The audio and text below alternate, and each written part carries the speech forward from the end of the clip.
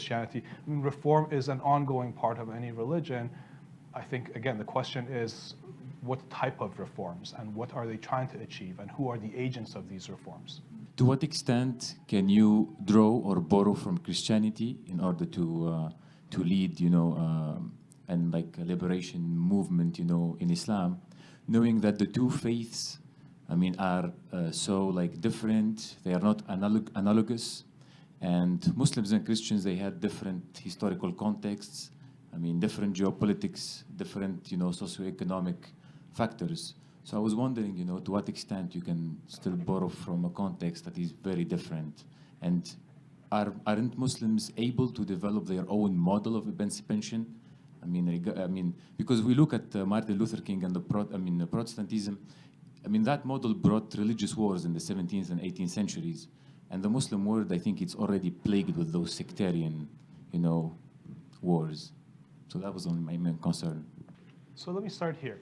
This idea that Islam needs a Martin Luther, right?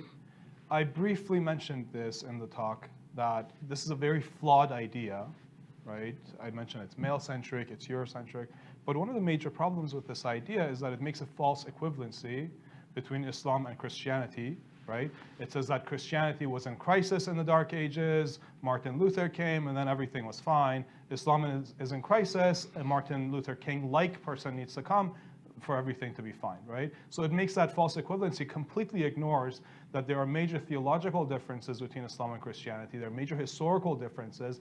That happened in 14th, 15th centuries. This is happening in 20th and 21st. So yes, I'm not trying to make a false equivalency. By using the term Islamic liberation theology, and I said that liberation theology mostly came from that Christian tradition, by using the term Islamic liberation theology, I'm not trying to make an equivalency between Islam and Christianity. By using the term Islamic liberation theology, I'm trying to do two things. One, I'm trying to argue that liberation theology is not an exclusively Christian phenomenon, right?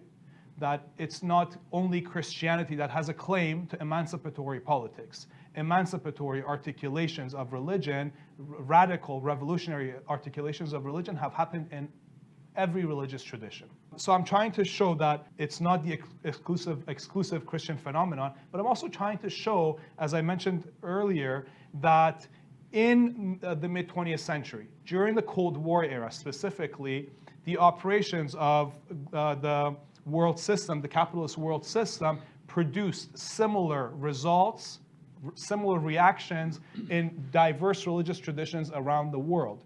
The fact that we see something very similar in Latin America and in North America and in South Korea and in India and in Iran, right, is an indication that these religious movements, liberation theologies, are the products of a particular age. They're the results of particular shifts in the production of capital, in geopolitics, global geopolitics, and in regional geopolitics.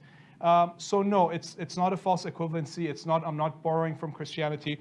It's a very diverse phenomenon with examples, and I can refer you to certain studies on this with examples all over the world. It's not just in Christian.